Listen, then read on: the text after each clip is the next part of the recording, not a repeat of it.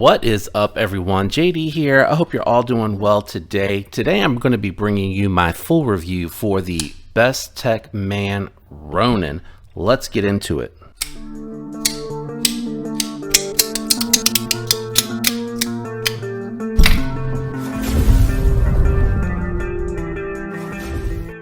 So what we'll be doing today when we review the Ronan is we will be going through the knife specs, and then I'll do some size comparisons to give you a frame of reference for the size of the knife, and then we'll jump into my thoughts and impressions. So let's start it off with the specs. The Ronan has a 3.26 inch 14C 28N blade, 4.65 inch G10 handles, overall length 7.9 inches, and the claimed weight is 4.2 ounces. Let's grab the scale,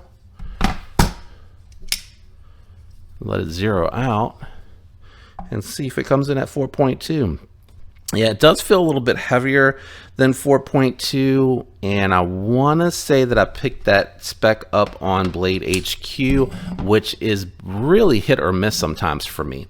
Let's go ahead and run through some size comparisons. First, we're going to start out with the Demco AD 20.5, and as you can see here, it is longer overall than the 20.5, and then we're going to go ahead and bring out the Spyderco Shaman, and it's going to be smaller than the Shaman. So I consider the AD 20.5 to be a medium-sized knife, so I would say this is in between a medium and a large-sized knife. We'll bring these back out here in a minute when we do some thickness profile comparisons, but let's go ahead and bring out the Benchmade bug out, and we'll move the Shaman out of here and bring in the SIG K320 made by Hogue, and as you can see, right in between the two of these particular knives. Let's go ahead and move the bug out, and then I'm going to bring a budget knife in here. We're going to bring in the Civivi Elementum 2 button lock, and then we'll move the Hogue out and bring another budget knife out, and that is going to be the Civivi Praxis. So as I mentioned in the other two comparisons, this is definitely more a medium-sized knife, but I am going to do the thickness profile comparisons to the larger knives. So let me bring it up in here nice and close. As you can see, it is thicker than the Praxis. We'll bring the Hogue out here. The Hogue is going to be a little bit thicker because of the way that it's designed, but being that the Hogue is usually one of the thicker knives that I do for the comparisons, you can see it is almost as thick with those contoured scales. And then last but not least, we'll bring out the Shaman, and as you can see, it is thicker than the Shaman. All right, so with all of the profile comparisons out of the way, let's jump into the knife. So I really like the ergos on this one with those contoured scales. You can see here the contouring around the edges, and I'll try to bring it up a little bit closer so you can see nice thick contouring, good thick G10 scales on top of full steel liners with the G10 backspacer. Very comfortable in hand.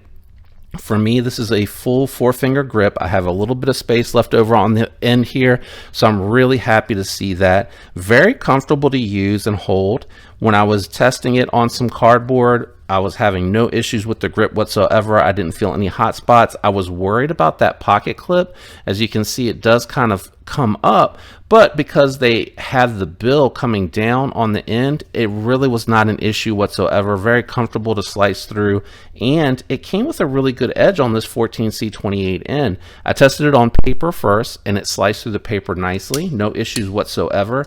And when I went to cut through the cardboard, really a nice geometry on the blade, fairly thin stock, really tall flat grind, lots of belly. It just sliced through the cardboard with no issues whatsoever. Very impressive for that.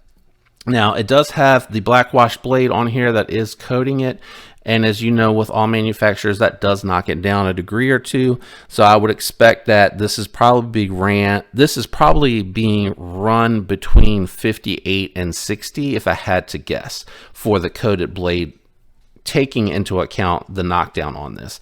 The thing that I really liked about this, because I was thinking this would be a competitor or an alternative option for the Predator from CMB Knives, because it's coming in around that same price point, actually a little bit less, because right now, as of this video, I checked before recording, and the CMB Predator is actually coming in at $70 on Amazon with 14C28N, and you can get this for under $50. And actually, I got this one as a deal of the day over at Blade HQ, and I got it for 41 or 44 bucks. I think it was 44 bucks, which is a really great deal.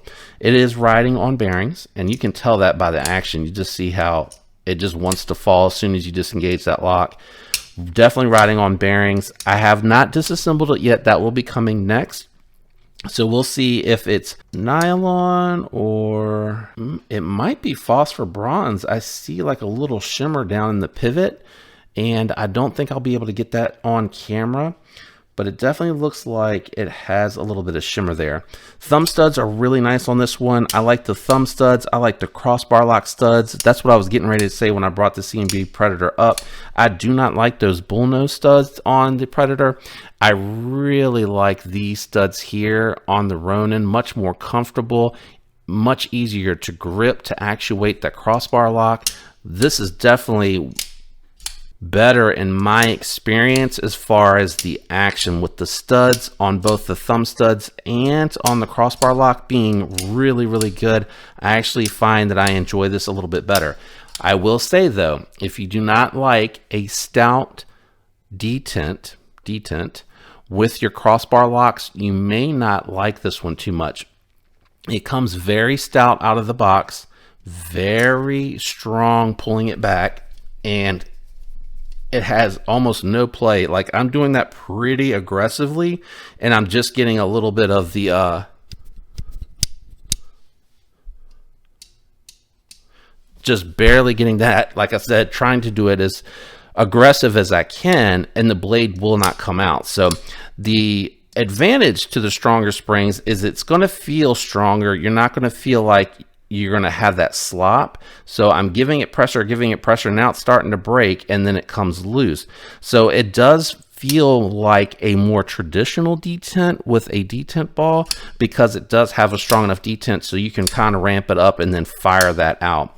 It has a nice stop pin on there. It's not going to show up too good with the black. I do have a little bit of an issue with that sometimes, but it's a nice beefy stop pin back there.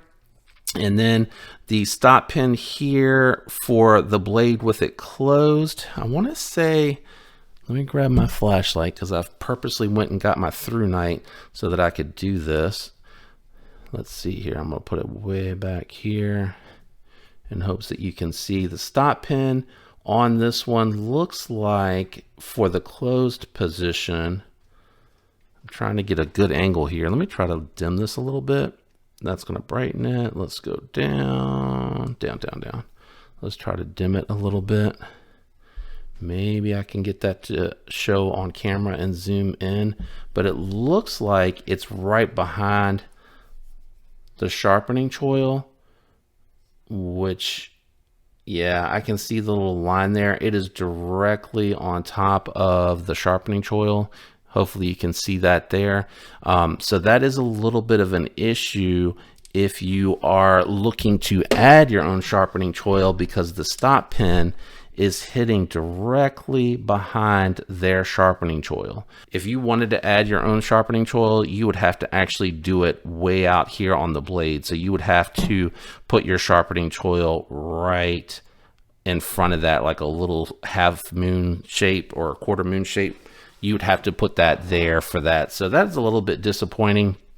The good news, it looks like as you sharpen it up towards the edge, it looks like it's maybe touching just enough. I'm trying to wipe it off of the stop pin to not be an issue. Really hard to tell with the black coated blade, so I apologize for that.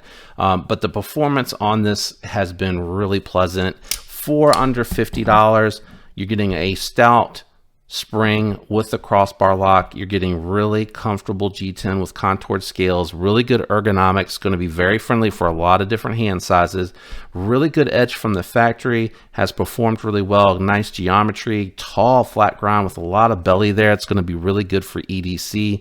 This is an easy knife to recommend. It is a recommendable knife for around $50. You're not going to find too much that you're going to be able to get that's better than this. Having said that, we had a knife out here earlier, this one here coming in at under 50, but it's 9CR, but you can get it with either G10 or micarta. I have not looked around for the Bestech Ronan to see if you can get it with micarta, but I'm thinking for $50, they're probably going to be multicolored G10 scales. Another alternative recommendation that I'm going to make that's going to be pretty close in size to this is going to be Civivi's Sokoke.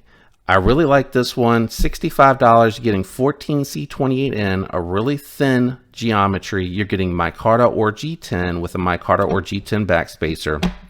And you're not having to worry about the stop pin on this one because it is actually hitting way back here underneath of the sharpening tool right there, so you won't run into any issue. If you wanted to add your sharpening tool, it's got an okay one, but you're not going to run into any of those issues. But I am, that crossbar lock is going to be stronger than either one of these liner locks.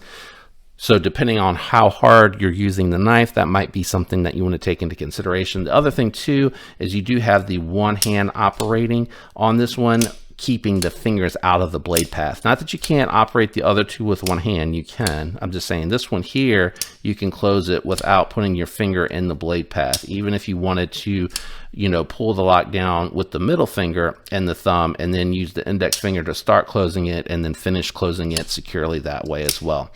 Overall though, a solid little knife. The stop pin is a little bit of a concern for me. When I do the disassembly though, I'll be able to get a really good look at it because I can take the scale off and see it from the side closed, so I'll be able to show that to anyone that's interested in that. But I really like this knife. This is definitely a really good value for money and performance at $50. Crossbar lock, really good steel, good materials, solid construction, and great performance. I'm very pleased with this. Bestech Man did a really good job bringing a strong contender in the budget realm. So thank you, Bestech Man. We really appreciate that. We love seeing more stuff like this at this price point. I hope you enjoyed this video. Shout out and thanks to everyone out there that leaves the likes, the comments, and has subscribed. I appreciate the support. You all rock. I hope all of you have a fantastic week, and until next time, peace.